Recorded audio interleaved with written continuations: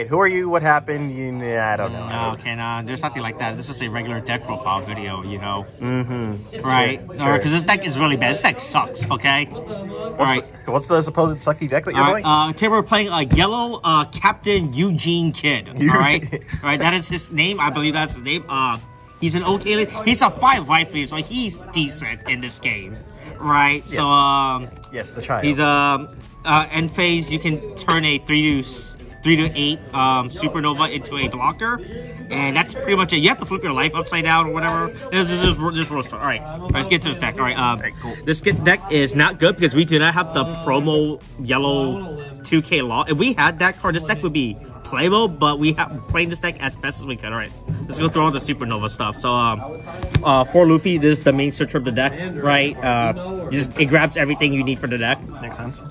4, I am maxing out on 4 because you have. I think this deck has to play as a defensive leader. You can't really play offensively. This is a tempo leader where you try to control. We just try to control the game state, right? So I guess aggro decks you just hard lose to that, right? But I guess like slower decks you can attempt to take your time because the way that kid right now is playing is burn, which I was like, I mean that's fine. I mean it's fine, but the life burn kid. Oh, okay. Yeah, I mean I think him playing that is fine. So this deck is so much of a hybrid of both, right?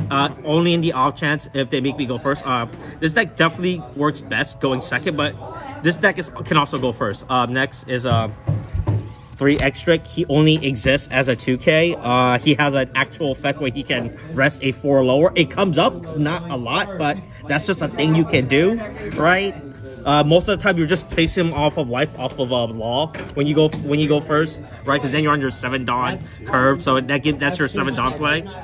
Next is 4 Basil, right? He's a pretty cool guy, you know. This is a dumb card. Yeah. On KO, he trashes your opponent's top. That's part of the burn part aspect of the deck, and he has a good trigger. So on field and in life, he's pretty good. So he's one of the good targets to place off of to put on top when you do law play. We play 3 Rouge and 3 Cavendish. This is only against the Blackbeard matchup. If you because against Blackbeard they start pitching cards on like your if you go second and when you take first for them, they start pitching it on their when you're about to go to your 6th Dawn turn. So you just summon Cavendish instead. They're like, oh man, they can't out. This thing is 8K, right? And then that's just he's a vanilla. So so he's just a vanilla. So he really helps against the Blackbeard matchup when you take first for them and then they start pitching, right? If they're smart, they'll start pitching on turn on when you go to your 6th Dawn turn. They just summon this. They're like, oh man, it's over. It's over for them. And then the Rouge is like just there for when you go first. So right, because your plays and orders are you go Luffy. I don't know. You don't do anything. Your 3 Dawn turn, I guess.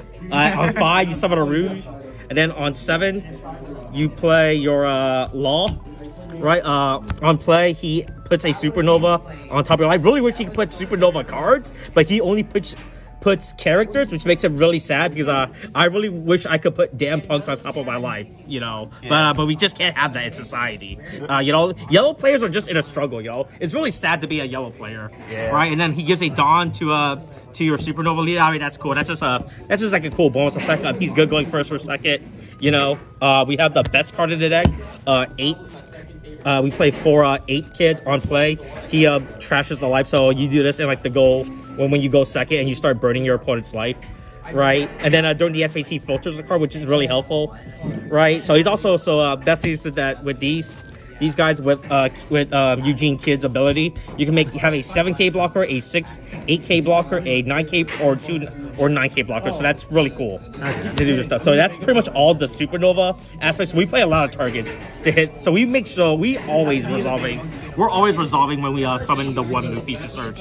So for like the non-Supernova stuff, so we play yellow decks. We play 4 Ace. In a game where you get these guys out and then you just summon this, you pretty much win, right? I like to even when you're not even at 2 lives, like 3 or 4, you just still summon this, right? Because then you still turn these guys into a blocker. Because remember, you have to flip the life face up in order to turn them to a blocker. If they're already face up, it sucks, right? Okay. So that's why you play this. You play this regardless. I mean, you only play this regardless if you're in a strong in a strong lead, right, or when you're low. So that's pretty. So he's pretty versatile. We're still playing the best yellow card right now in the game, Shirahoshi, right? If this thing gets KO, you gain a life, you know. So that's pretty good. So most of the time they just ignore this and you just leave this here like, all right, I'm just thinking it's just chilling. This thing is just chilling throughout the entire game, you know, right? And that's pretty much it. Makes sense. 3 beige. This card is just good. I mean, it's really funny. My favorite thing to do with this card is when you reveal it off of leader, right? And then it just makes your opponent completely change their game plan that turn, because now they're like, oh man, they know they're gonna play right into the beige, you know, right? And then the other part of the burn strategy is 3 Robins, right? Because if you go second, what you do is go first. You don't always do it. Then on your 4 Dawn, you summon out Basil. Your 6 Dawn, you summon out Robin, and then your 4th turn, you summon out this. So this is 3 life from effects without ever swinging right there, which is insane because of that. Makes sense. And then finally, we play. This card is really good. 4 Damn Punks is really good. It lets you either look at your opponent's life or your life and put it back, or put it back on top, or put it all the way back. It's really good for the leader. It lets you put your front reveal cards all the way back, so you can turn so you can flip the new life over or against your opponent. It just gives you knowledge about your opponent's life, so then they can't play around it. I played against a Fred. He had a Diablo Jambe. Lose to that card, by the way. This deck is so defensive on blockers, right? It just loses to something like Diablo Jambe. And then I just put that all right at the back of his life. I was like, all right, you're never getting that card. By the time you resolve that card, you just lose. Okay. But yeah. All right. It's like, yeah. So yeah, this is a complete, like, a temple defensive deck, right? Is the best way for me to describe it. It's pretty cool for what it does. Like I said, I don't play the 5 Egghead Nami. I don't think that Egghead Nami is good in this list because you don't have enough counters. You don't have enough trigger cards to effectively pitch to get her effects off, right? I think if we had the promo law, which is also a trigger, you had more trigger options, you could play it. I don't play Gadatsu. I think Gadatsu is really bad in this list, right? Because you have Damn Puck, which just theoretically does the exact same thing but better, right? Or I just route summon a Rouge, right, which does the exact same thing, you know. So I don't feel the need to play Gadatsu. I'm not a big fan of Satori either, right? He's just a 2K that does something. Like, I'd rather just play like a real card, you know, that does something instead of him. But yeah, that's this list. Me and my friend Paul, we spent a lot of time theory crafting this list, right? Like there's always some weird math you can do. You could probably change the math on Arouge and Cavendish, but like all this stuff is good because you gotta remember, at the end of the day you're playing a yellow deck, and yellow deck are only good when they get to the late game where they can where they just chain all this stuff turn after turn, you know, right? That's right. And then one of the good things as well is that since these guys are like lower cost, if you just summon one of these 2 and you summon out this, you have a pretty good board, right? You have double blocker right here just chilling, right? And they can't do anything about that. Makes sense. All right, yeah. All right.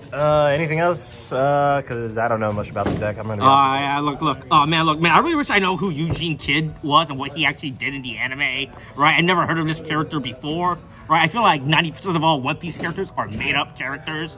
Right. I mean, you're technically not wrong, but yeah. But thanks for watching. Okay. Thanks. Bye. All right.